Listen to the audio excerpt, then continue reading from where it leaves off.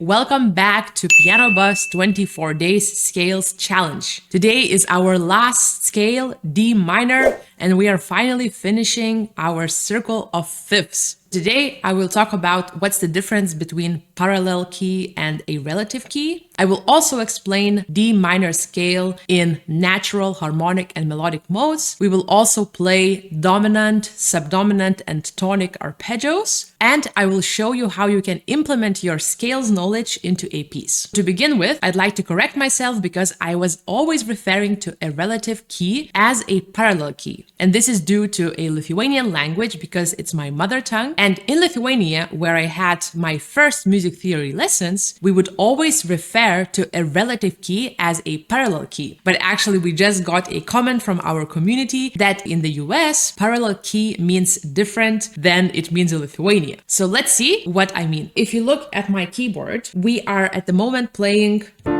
D minor, which has a connection to F major, because in both keys we are using B flat. So here we are using only B flat in F major, and then here we are also using the same B flat.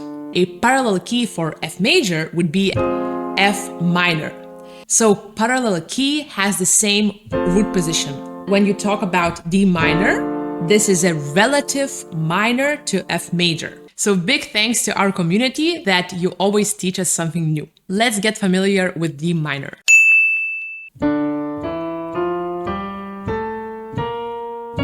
So we always alter the 7th degree of the scale, which will become C sharp. Our melodic scale will look like this.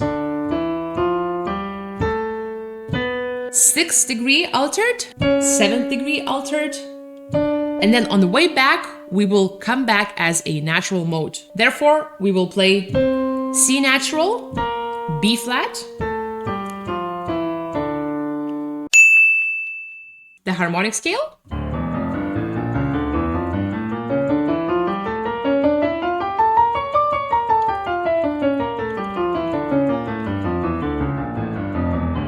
and the melodic scale.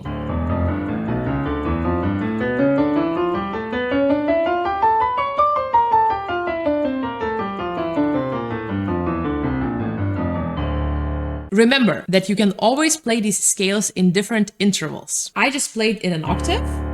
You can always do the same by using a third. Feel free to use a 10th, which will feel more or less like a third, only an octave higher.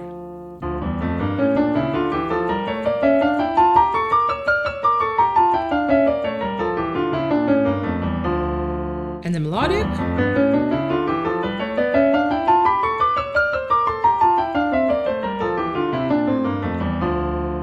And your last interval will be the 6th. So to locate your 6ths, you will have to move your left hand to F.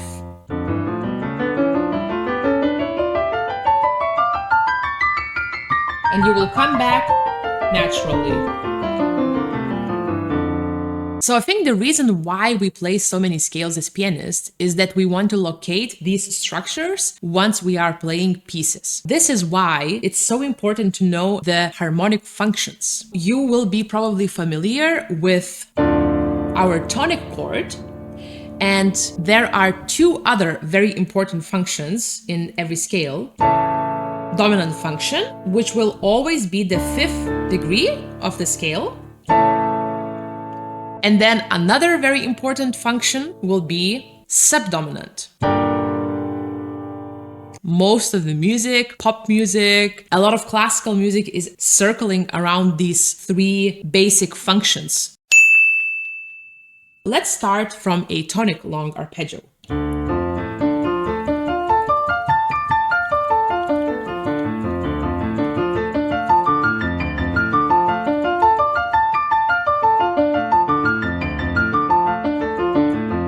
This is our first inversion.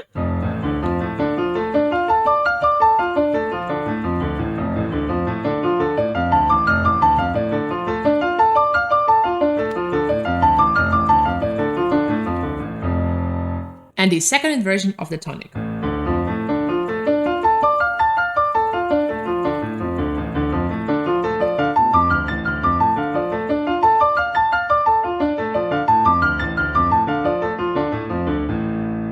Now let's play a dominant arpeggio.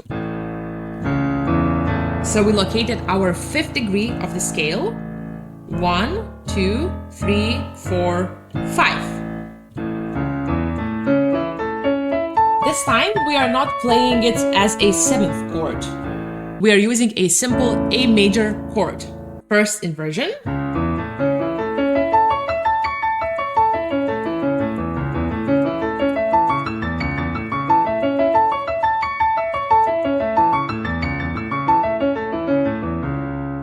Second inversion.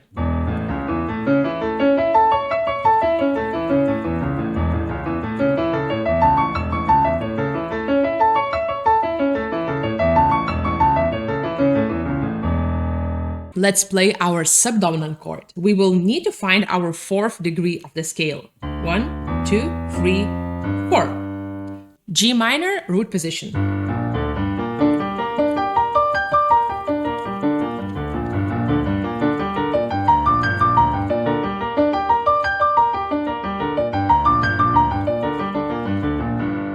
First inversion.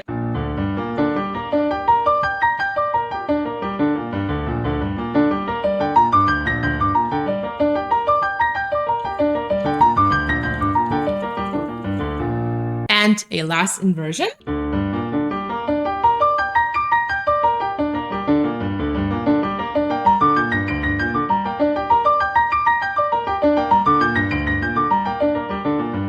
Alright, so after this practice, you should be able to locate your harmonic functions of D minor. Let's recap. D minor, tonic. A major, dominant. Subdominant, G minor. And let's see how we could adapt this in a piece. Now we will look into a small excerpt from Carl Czerny, finger strength exercises. So we are playing a 37th exercise for clearness in great strength. So you will see that most of the chords we already know because we practiced our harmonic functions in D minor. And the first thing you need to do is, of course, practice this separate hands. Let's begin with our left hand and bass clef, and you will see that the first passage is actually a D minor chord, okay? Again, second bar. Okay, this is slightly different. This will be a diminished chord from D.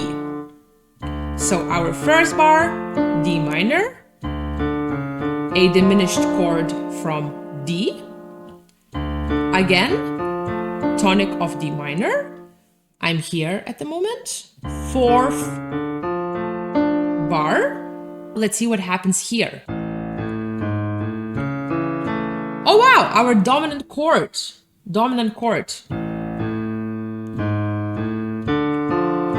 This is actually our second inversion of the tonic. Again, the dominant chord, little scale, and we move again to the tonic. So just to make this easier, let's mark here tonic. This will be our diminished from D, so you can just type D dim, or another option is to write D with a small circle. So if I add my right hand,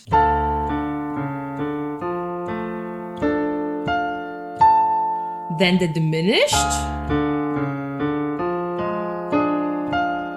again back. This is a first inversion, and then first inversion, small chord, dominant,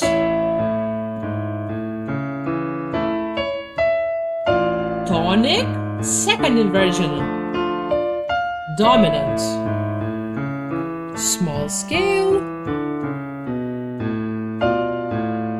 We are again using here a G sharp as if we just played the diminished chord. And tonic again. as you saw, if you know the harmonic functions and you can locate them very easily, you can actually make your life easier, and you will also see that it's easier to practice the pieces, because very often what happens if you don't know the harmonic functions well and if you cannot locate them, you will have to learn every single note and memorize it randomly. And it doesn't make sense. If you know the harmonic functions, you actually can memorize and learn the music in blocks. You don't have to learn every single note separately. You already have it in your head as one block. This is what I mean. Instead of just trying to memorize and learn every single note separately, I'm already thinking, okay, this is D minor chord. D minor chord with C sharp, which is our harmonic scale. Okay, so I have this block already in my head. Then I add a almost full chord without a D added of second inversion tonic. And I already know this by memory. Also remember that for memorization, this is the best thing to do. You don't want to memorize separate notes. You always want to think in big structures and harmonic functions. Okay guys, I hope that this video gave you some insights of how you can adapt your scales into pieces. And this is the last day of my 24 days scales challenge. I couldn't be more happy. I actually practiced all the scales. I recovered my skills. I hope you did too. And I assure you, if you go through all 24 videos, you will feel more comfortable in playing scales. If you enjoy our content, please consider subscribing to our channel. Leave us a comment. Let us know any exercises we didn't mention. If you are curious to find out a little bit more of what we do, you can always join our wonderful Patreon community. You will find the link down there in the description. Thank you so much for joining me today, and happy practicing!